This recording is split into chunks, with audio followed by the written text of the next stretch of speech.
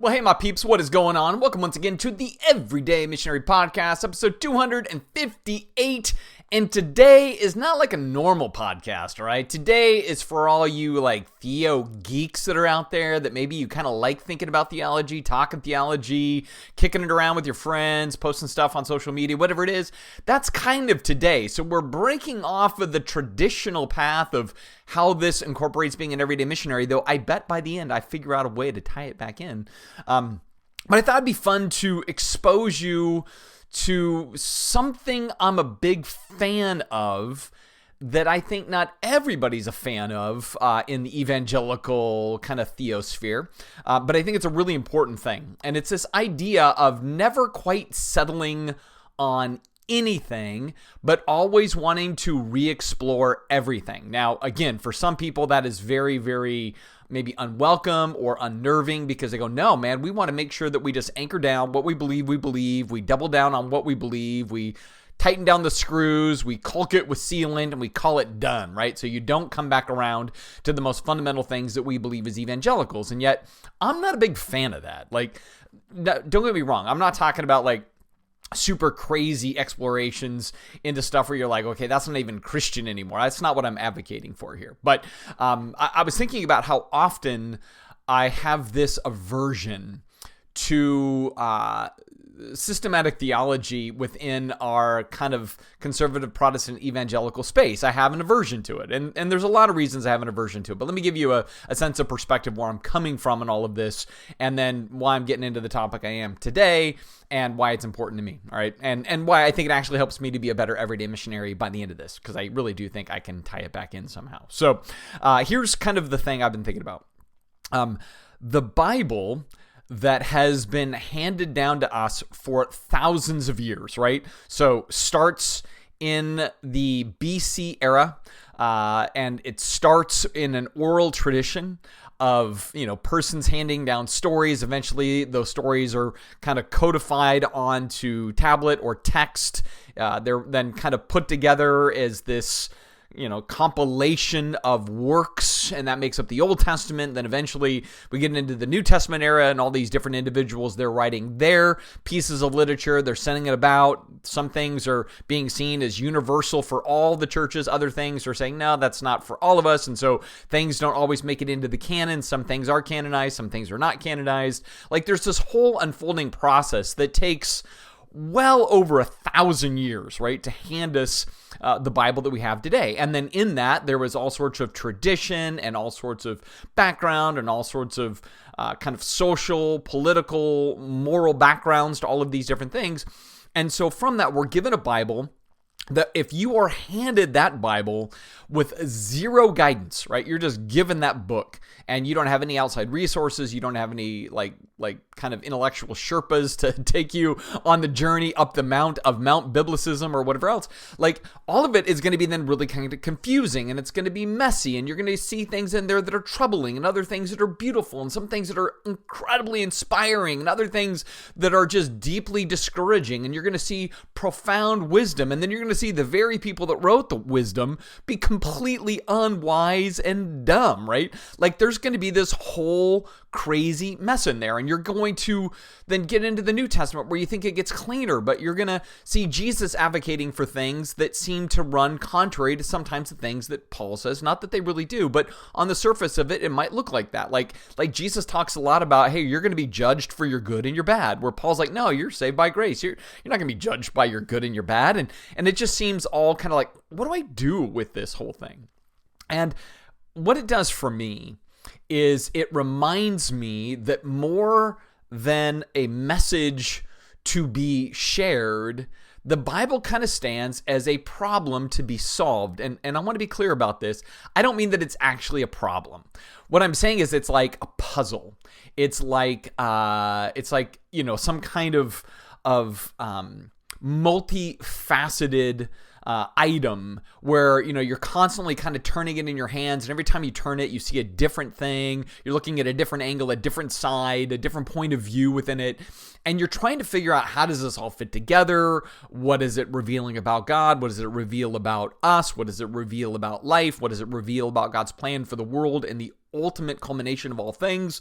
And so in that sense, because the Bible as it stands in its rawest form, right, when you're just holding the 66 books with no other resources, it's complex and complicated and layered and hard to fully navigate.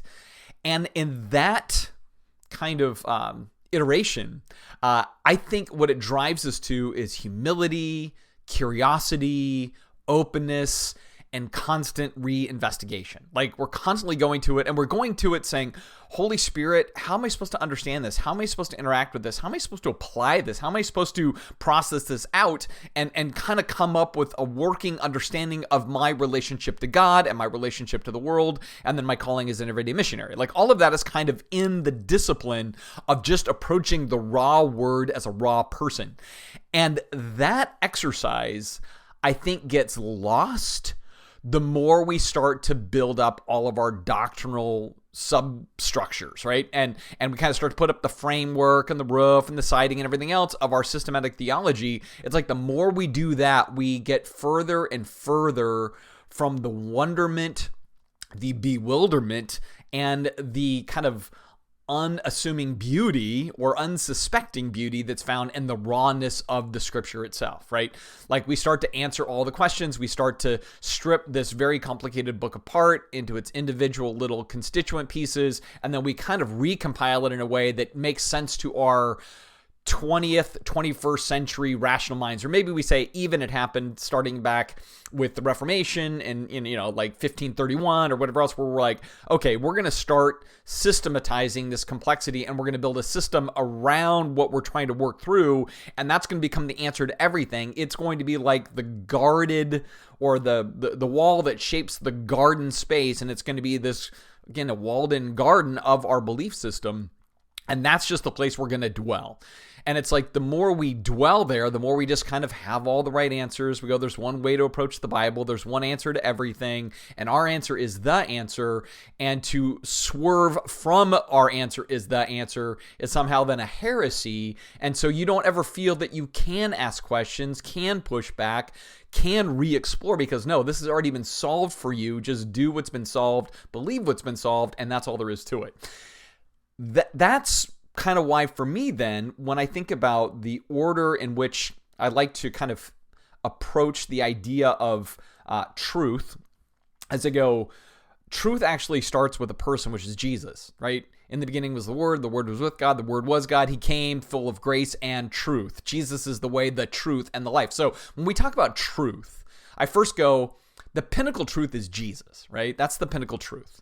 Kind of then from that pinnacle truth, the promises of God, the covenants of God made to Israel, made to us, that's kind of like the next layer. Those are the enduring things. Like, God promised X and God promised Y, and so that's truth. And then you're kind of getting into the next thing, which is the raw scriptures. That's the truth. And then from there, you might say, then our particular little corner of the world theologically, that's another layer of sub-truth, which is kind of your systematic theology and everything else. But in my world, then I go, hey, I want to make sure that I'm always coming back to those earlier things with curiosity, with question, as problems to be solved, as opposed to a settled thing and I just proclaim the settled thing. Because again, what I find so often in the spaces of teachers or preachers that come across like they've settled it, like this, here is the exhaustive truth. So Arminianism is the exhaustive truth. Calvinism is the exhaustive truth. Protestant evangelicalism is the exhaustive truth. We've cornered the market on all the truths and sub-truths there within.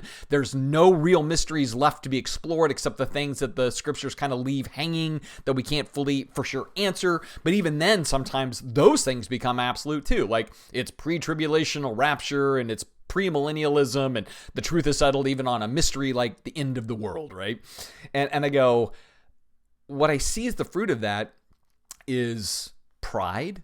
And what I see as the fruit of that so often is a lack of curiosity. And also in there, what I see is a lack of appreciation for the diversity that is the Christian faith, right? Like, we settle in and we say, okay, truth is located only in my tribe, and everybody else has gotten the truth wrong. And we've settled it where they haven't settled it like they should have. And all of this to me just reminds me how easy it is to almost get away from the rawness of the Bible and just settle in with, again, our clan, our group someplace, and our group's understanding of the truth. And therefore, we're not reapproaching the Bible, or we're not looking at other Christian persons or traditions when in a sense of like wonderment or maybe humility or openness. We go, no, but we're done. We're finished with that. We don't need to do that anymore. We just need to kind of really anchor ourselves in the thing that we have settled. And that is the thing that, for me at least, I go, that doesn't feel very liberating. That feels a little bit imprisoning. Now, I'm sure for some that may be listening where you're a little bit like, no, I take comfort in absolutes.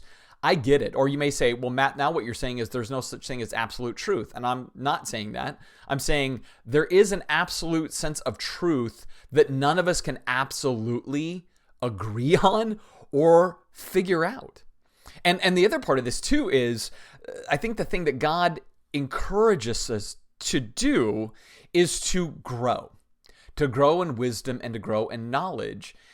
And when we start to say that there's these, that we humans can come up with the absolute airtight theological model within a very finite amount of time, it almost is saying, well, we don't really want you to keep growing, you keep expanding and keep learning. No, we want you to get to a point where you've learned, you've grown, you've figured it out, and now you just camp on that which is known, and there's no longer really learning or growing. It's just stalling at the point where we say, this is the absolute answer.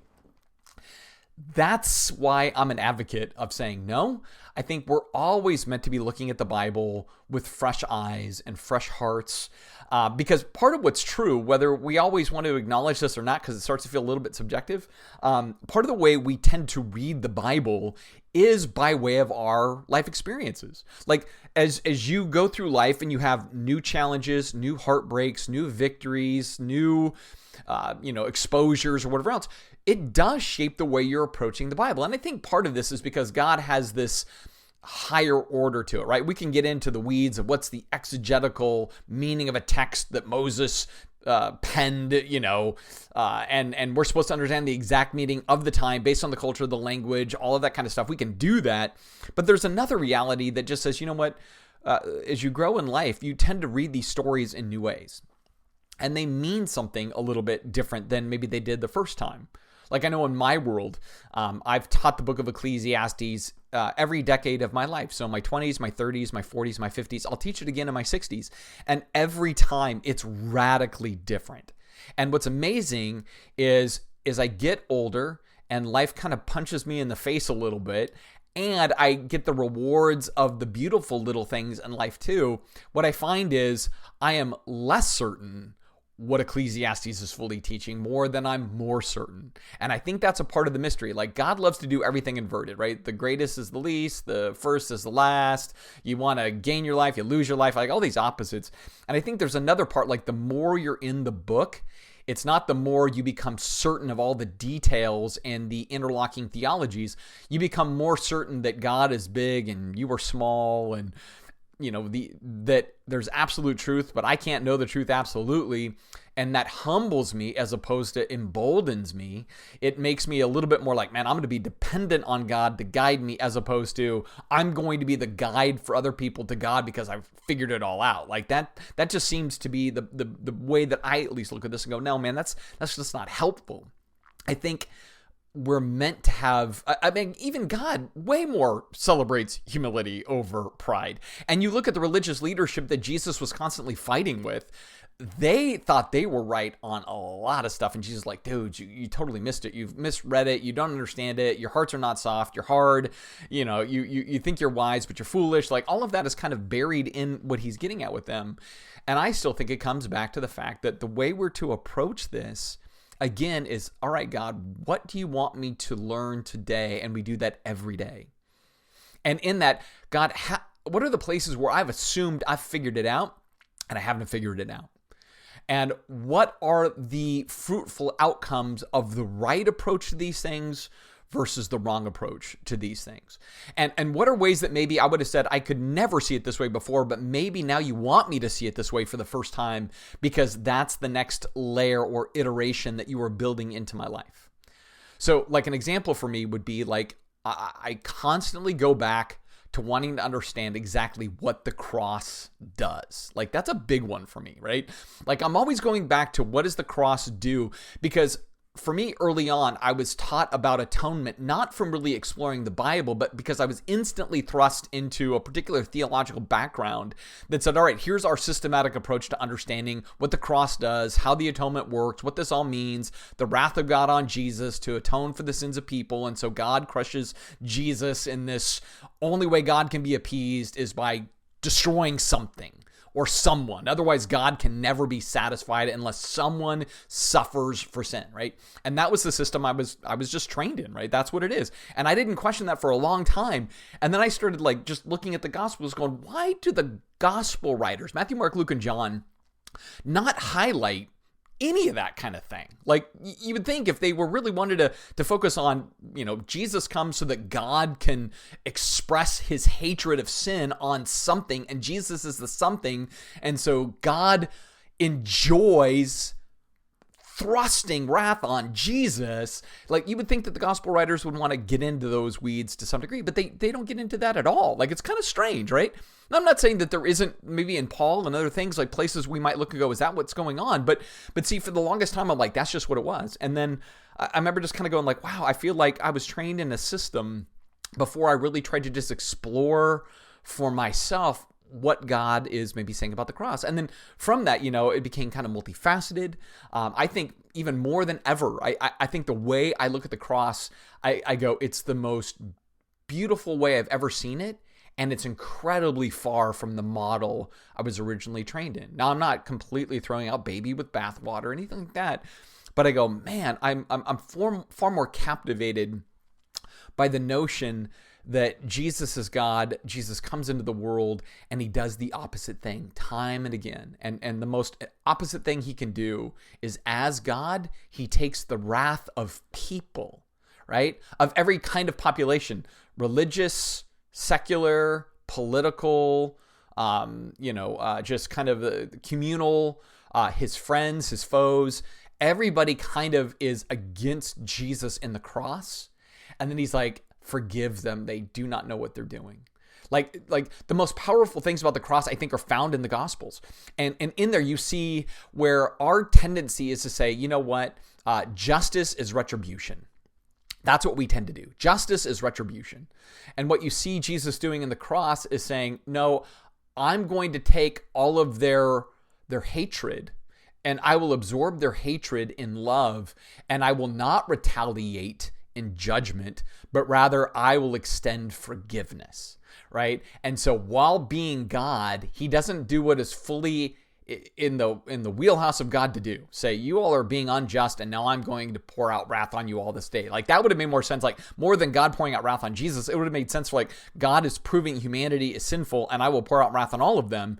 And instead, it's like what we have is this connection between the Father and the Son saying, we're going to show something opposite than what is earned or deserved. And we're going to show that this is the epitome of love and restoration in the face of hate and retribution.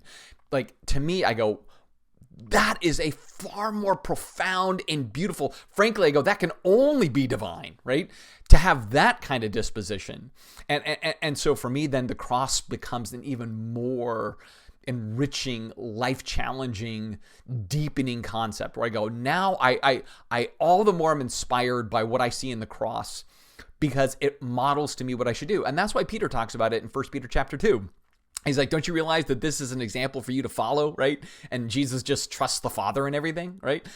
And so, again, instead of me being kind of stuck into the systematic theology of an atonement theory of the cross, I can get up over the top of it, just look like almost in a new open-eyed way at the Gospels and be like, wow, what this is screaming at me is the beauty of selfless sacrifice, the opposite of how the world does things, right? Like, because if you think about it, like what we know is humanity is really good at creating victims. Humanity is really good when you are the victim to want your victimizer to suffer. And then the law exists to be a controlled measure of violence to appease the victim and punish the victimizer, right? And so all of it is still kind of predicated on some sense of violence, whether it be controlled, uncontrolled, or the wounds of it, and you want somebody else to have violence because you've had violence against you. All of that just kind of highlights like humans are really good at trying to figure out, justify, or trying to at least tame but still exercise violence. And then you have Jesus on the cross, and he just upends all of that kind of thing. Like, to me, I go, that is incredibly profound. Like, that moves me, right? And I'll tell you part of the reason I was thinking about this today. This is going to sound so stupid. So I'm driving home. I'm on Cherry Valley Road, which is kind of this 35 mile an hour road that nobody goes 35 miles an hour on. We all probably go like 40, maybe as much as 45, because it's in the sticks, right? Anyway, there's this car just riding me on Cherry Valley, and I'm going like 45, and this is like, for me, the limit. Like, I'm not going to go faster than that. There's deer, there's bus stops, there's all this stuff. You know, I don't even feel good at 45, right? But I confess I'm sinning and I'm speeding because this guy's really on my tail. And then he decides to pass me, right, on Cherry Valley, which is just madness. There's no places to pass. And I remember going, man, as he passes me, I really hope a deer jumps out and hits his car. I really hope there's a cop around this corner and he gets his own. Like, I wanted vengeance, right? Like, that's what I wanted. I wanted this guy to get his just dessert. And I go, because that would be just. And so I'm thinking it. And then as soon as I'm thinking it, I'm like, oh yeah, this is so contrary to the cross. Right? And part of that, what I was just really kind of mesmerized in my own person, is that I value more of a pacifistic approach to life. Like kind of more deep down in my bones, I'm a little bit more a fan of leaning that way a little bit more. And how actually deep inside me, that's not fully the case, right? And so I wanted another person to suffer because I felt that they were being unjust against me, and I wanted them to be punished for being unjust against me. And it just reminded me then that my issue isn't really justice, it's vengeance, right? I want retribution to be poured out on them in some way. I want, you reap what you sow, to hammer them. And I thought how toxic it is for me that in my being deluded into thinking what I'm really wanting is just fairness or justness or somebody that's doing something wrong to be set right, when I really dug down deep and I thought about myself, I'm like, no, what I'm wanting is for them to suffer. I want them to be pained. And that is a really sinister thing in me, right? And so, as that was happening, I thought about that. And then I thought about the cross. And then I thought about how what's so beautiful about, I think, the way I see the cross predominantly now is not, here's another example of how somebody needs retribution. God needs retribution, so he pours out wrath on Jesus. And that's the only way God can be satisfied. Like as I think about that model, I understand it's a theological concept. I understand that there's verses to support it and everything else. But as I kind of think about it more, I go, like, how much is that almost putting God in a space of almost like he is now at the mercy of, he needs his wrath satisfied by killing, crushing, or punishing something. Otherwise, he's never going to be fully complete unless he does that. And I thought it's interesting because I get the idea that God needs to be just, and God needs to be holy, and God needs to be love, and God needs to be peace, and all the things that God needs to be because that's his character. It's the essence of his person. It's his nature. He can't not be certain things. But I thought, man, that really does put God at the mercy of himself in a way that I go, it's kind of like, can God make a rock so heavy he can't lift it? And the answer is no, because now the rock is mightier than God. I go, can God get so worked up over justice that now he needs to express his wrath to be balanced again in himself? And I go, that's kind of like the rock, to me. Like I go, and it doesn't even seem to be the most beautiful part of the cross. The most beautiful part of the cross to me seems to be that the Father and Son are on the same page in mission. And that the Father and the Son at the cross highlight the oppositeness of the world. And while they could express wrath on those who are earning it that day, they express love and forgiveness in the place of wrath. Like, that seems to me to be a far more beautiful portrait of the cross. Now, it's not the only portrait of the cross, right? I did a thing in the Gospel of Luke a few months back, and I talked about all the different atonement theories, and there's a bunch of them. And I think they all bring different value to the table. I really do. And maybe that's a part of what I'm getting at too. Like the more we explore, the more we think, the more we try to ponder the problems of the scripture, right? We're trying to solve the problems. And again, I want to emphasize it's not the problem, but there are problems when we read it that we should be trying to process and work through and solve, and keep doing that throughout our lives. We never stop or stall. We never say, okay, I've settled it, it's done. But we're always coming and saying, God, give me fresh eyes to understand you more deeply, because the reality is there's probably far more layers to this than any of us will ever understand in this life, right? Because part of what we're dealing with is an infinite God, right? And it's an infinite God expressed in a finite book for sure, but because the book is finite, but it's revealing an infinite God, we don't want to just start to assume that we can, almost have finite answers for everything about God that is in the book. We go, no. It's a portal to something. And it's a portal that constantly demands we reinvestigate, we rethink, we renegotiate our understandings, we kind of redeploy ourselves to look with fresh eyes in different ways and let God guide us in that process. That sounds a little mystical, I know. It sounds overly spiritual, I know. But I actually think that's a healthy approach too, because in the Western world, we turn everything into like a formula, right? And we go, that's kind of the way we're going to approach it. And there's going to be a one size fits all, because that's the way modernity works. That's the way the Enlightenment encouraged us. There is one answer to everything. And I go, yeah, but God has given us a very unique set of documents here. And then in that, he's given us the Holy Spirit to guide us in those things. And he's put Jesus in us to explore all of these things. And I know for me, as life goes on, there's many things that I've held dear that now I hold loose. There are many people I used to say, man, we don't even have the same Christianity. And now I'm like, I see more of Jesus in them than sometimes I do in the people I'm most esteemed within my theological tradition. Right? And maybe that's the other thing about this I think is so valuable. I find more and more that I go, hey, my walled garden of conservative, evangelical, Protestant Christianity, man, it's given me a lot. It's still my home. That's where I dwell. It's where I take my boots off at night, right? It's there.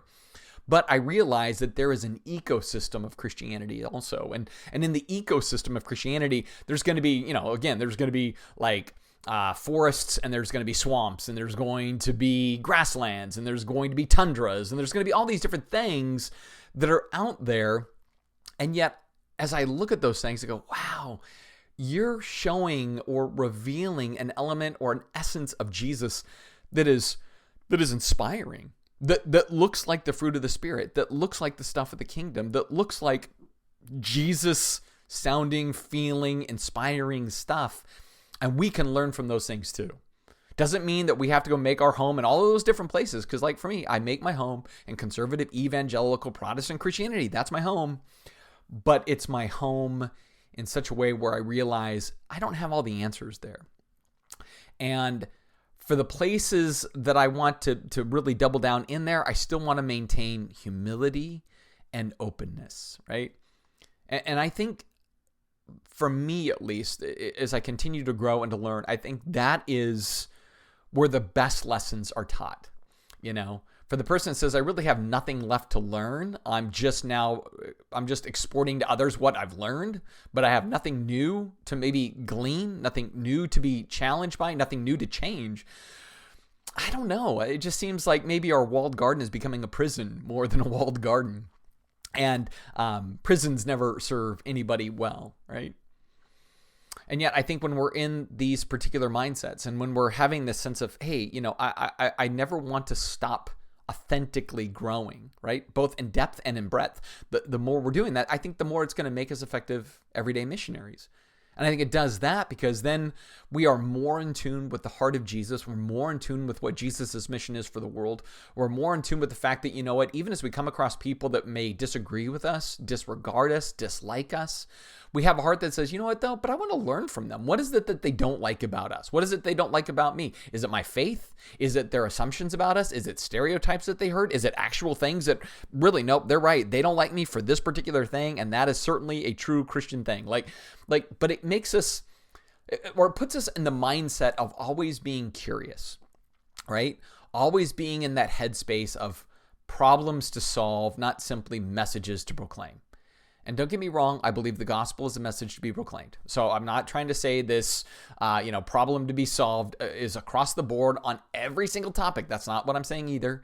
But what I am saying is, I think the more we have that spirit of curiosity, of I want to understand, asking questions more than making statements, taking in new information more than taking offense at things. Like the more we're doing that, I think it's the more of what God calls us to, because what he ultimately calls us to is wisdom, right? Authentic wisdom.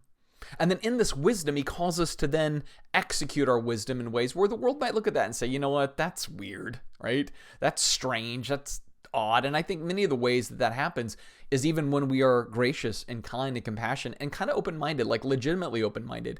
And when we are doing things upside down and backwards, when Paul talks about how the Gentiles seek this and the Jews seek that, as far as one wants wisdom and one wants miracles. And he's like, but I just focus on Christ proclaimed, right? I just focus on the cross of Christ. I go, why did Paul focus on the cross of Christ? Because at the cross of Christ, you see wrath restrained, love extended, forgiveness given, as opposed to retribution thrust out on everybody who is earning it. That is so utterly otherworldly that I go, that is where I think the strength of the everyday missionary is, right? When we can really lock into that space. And I think the more we do that, I think the more we'll get good at that. And I think the more we're doing that, the more we will be attractive to deconstructed people, disbelieving people, right? Flat out just disagreeing people. I think we'll be attractive because we're not reactionary.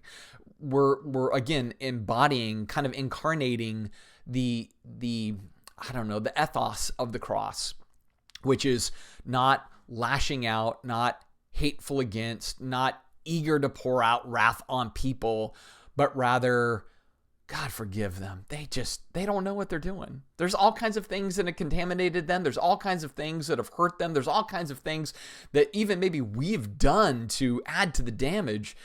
And so, God, I just want to be calm in you. I just want to be helpful in you. I want to be genuine and gracious in you.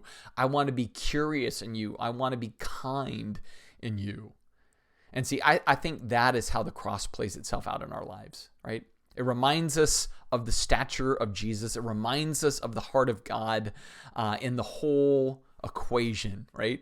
It's not about retribution, just desert, getting my own, seeing suffering for suffering, but rather choosing to suffer for the sake of others that they may know life and love and grace and kingdom and truth.